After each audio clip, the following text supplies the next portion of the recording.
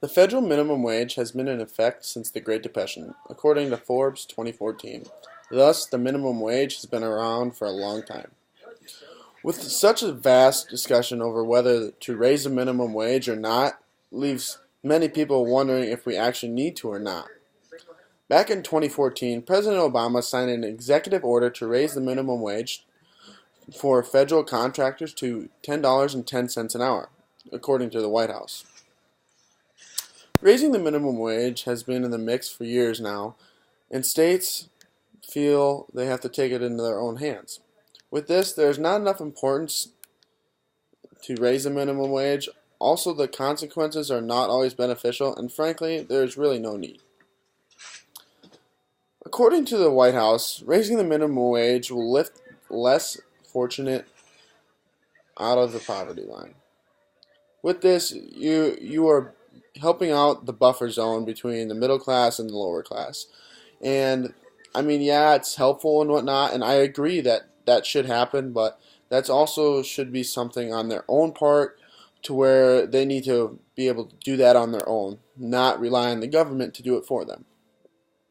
A higher minimum wage does not just benefit teens, but it benefits those around the 20-year-old range, predominantly women, according to the Department of Labor. And that is a really big factor. And I mean, it's not just teens that are being affected about it. It's that college age range when you're working for college, paying off college, stuff like that. And I totally agree with that. But yet again, it's where are they trying to go? Is it trying to help those younger kids establish how to work and create money and revenue to pay for school or have spending money on the weekends, stuff like that? Or is it for those lower income homes trying to get out of the poverty line or above the poverty line? It's kind of mixed thing there.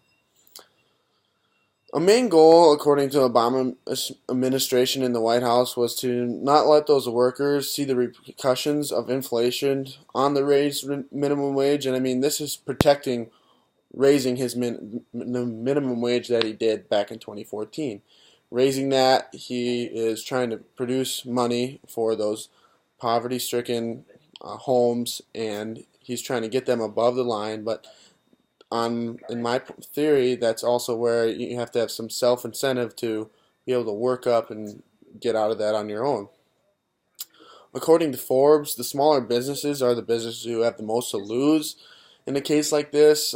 If a profit margin is tight to begin with, they will most likely have to jack up the prices on their good or service. And with this, that puts a bind on those companies that are small town or small business companies, and with this, their good or service becomes that much more expensive because they have to pay their workers more starting out, even if it's just someone to come mop the floor in a hometown restaurant or something like that. The need to keep raising the minimum wage is really not necessary. As a business major and a potential business person, if an adjustment like this were to come to my business of the minimum wage for the minimum wage, in return I would probably sell my good or service for more. And to me, that's just a simple business thing. This is where inflation comes in. I mean, we pay more, but most businesses likely would think like I would in that situation and raise their prices to compensate for having to pay more, which in return this trickles down and becomes a wash overall. But most of all, it's really going to affect the smaller businesses, those smaller hometown businesses that are trying to do stuff in the town and keep money generated in towns and stuff like that. And moving forward, the minimum wage is just fine as where it's at. It is true that minimum wage would help those in need and help them jump the poverty line, but there can be consequences to doing so. And in reality, the minimum wage just keeps moving when people get hungry and lazy. A minimum wage job should be a starter field for people, not where their ending point is.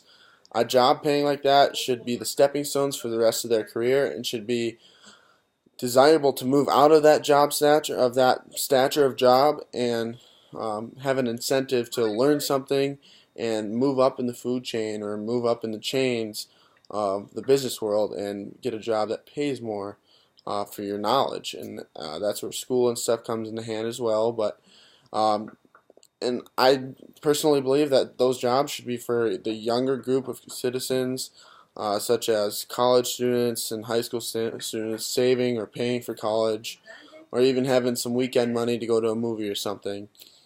Though it increases the money in a pocket a little bit, it really is not necessary to keep raising the minimum wage at this point.